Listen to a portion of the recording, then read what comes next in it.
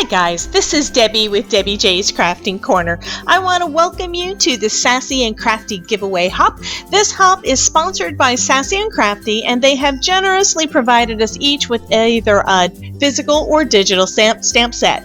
All of the crafters in the hop today will be adding color to our images to create some fun projects for you to see. At the top of the description box, you'll find the link to the next person in the lineup. I hope you take time to watch all of the hop videos because we love your comments and thumbs up. And if you aren't already a subscriber, I hope you'll consider subscribing and click on the little bell so you won't miss any of my uploads. Did I mention that there's a giveaway? One winner will win a Sassy and Crafty stamp set from the new release. This is open internationally, so be sure to check out the description box below for more details. I'll be using a set of 12 real brush pens from Arteza to color the images that I'll use to create my cards today. For the sake of time and with respect for all the other crafters on the hop, I'm focusing on just one of the images that I colored with these pens.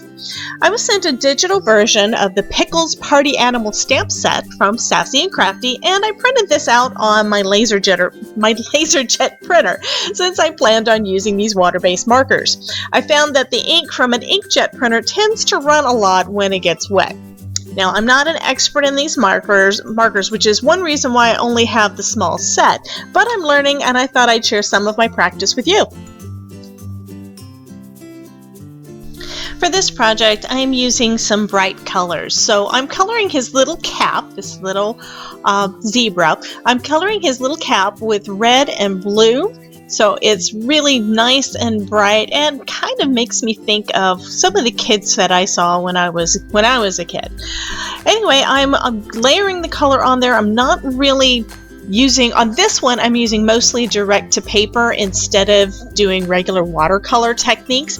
These pens, what I've researched about them so far, are pretty versatile. You can use them with water, you can use them as regular markers, and you can go somewhere in between quite a bit. On this one, I'm going just regular on dry paper and just layering up the color. So I've got the little cap done, and then next I'm going to start working on his little tail. Decided to go rainbow with this one, so I grabbed a bunch of the different markers and I'm going to color and try to blend the different colors in. So I'm starting off with just the primary colors, red, blue, and yellow, and then using the other markers to blend between them, the purple and the orange. I think this turns out pretty cute.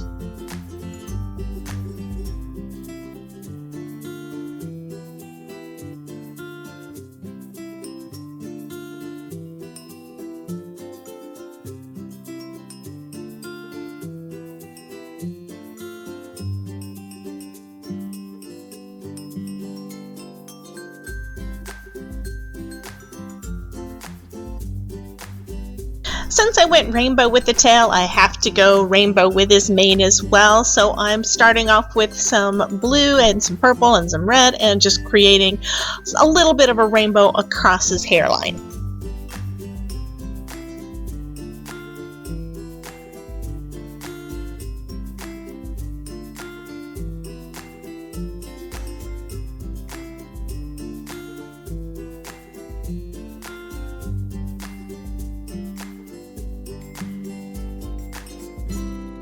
You're probably noticing that I'm being a bit more, more fussy with the coloring using these markers than I do with my Spectrum Noir. The Spectrum Noir have a bullet nib and a chisel nib. They don't have a brush nib on any of those markers. So I'm not used to using a brush tip marker of any sort. So this is going to take some getting used to. Plus, when the color comes out, it is really, really, really vibrant. And if you want to lighten it up, you kind of have to water it down some. And that is something I'm needing to get used to as well.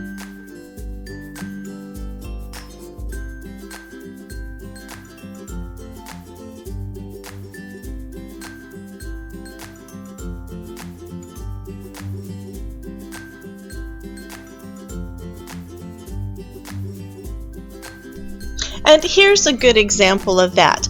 Behind his glasses, I want it to be a little bit lighter because the color would be a little bit diffused. It would be muted behind glasses. So I'm going back and I'm adding some water in a water brush to the color that I've already added to try to lighten it up. Now it is a little harder after you put down that thick layer of bright color to do it. It probably would have been easier if I had added water to the brush first before adding the color on there. Anyway, it did turn out pretty good. You can see there that the color behind the glasses is a little bit lighter than the color from the rest of his mane.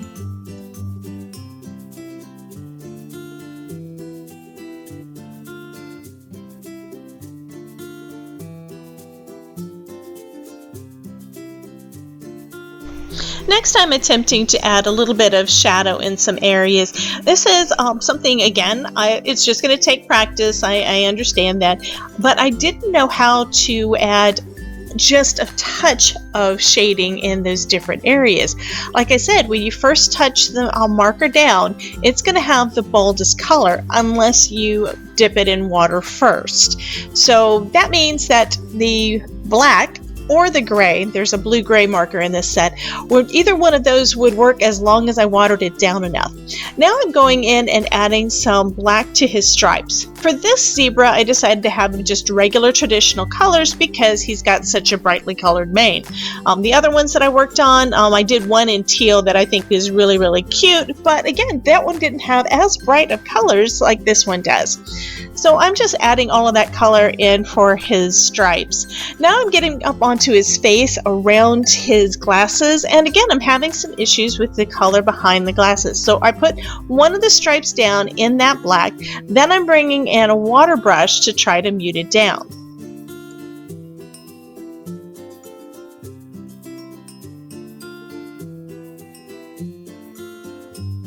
I mean, this is working, but it is taking a little time because I have to put a little water down on the color, blot it out, and try to get it to a light enough shade.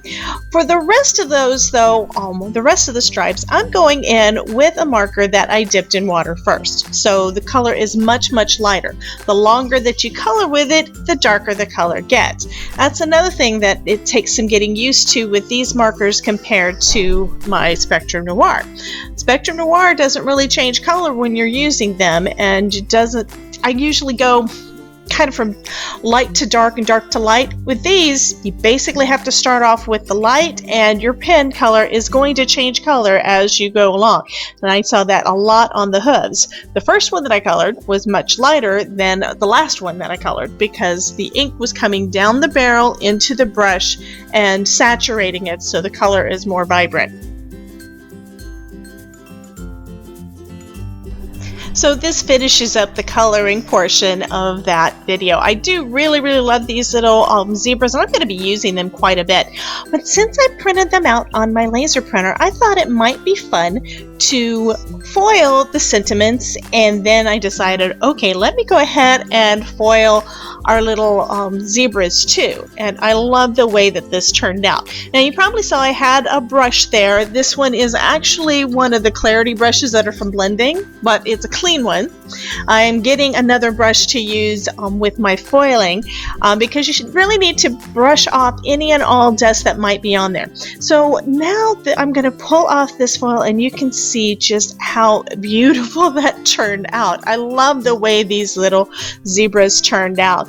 I did 3 different ones, and I'm going to be adding them each to a card, and here are those cards that I created. There's the first one, which is the one that you saw me just color, and then I've got 2 other ones that I used more of the watercolor technique on. That finishes up my cards for today. Thank you so much for joining us for the Sassy and Crafty giveaway hop. I encourage you to visit all the other crafters in the hop because I know they will have a lot of inspirational projects for you to see. Before you go though, please check out the description box to see how you can enter our giveaway. I hope my video has inspired you to try some new ways to add color to your cards, and I would love to see what you create. So come join my Facebook group, Crafting with Debbie, and show us your creation. I've left a link down in the description below. Here are some other videos that you may be interested in. Thank you so much for dropping by, and remember, if I can make it, you can too.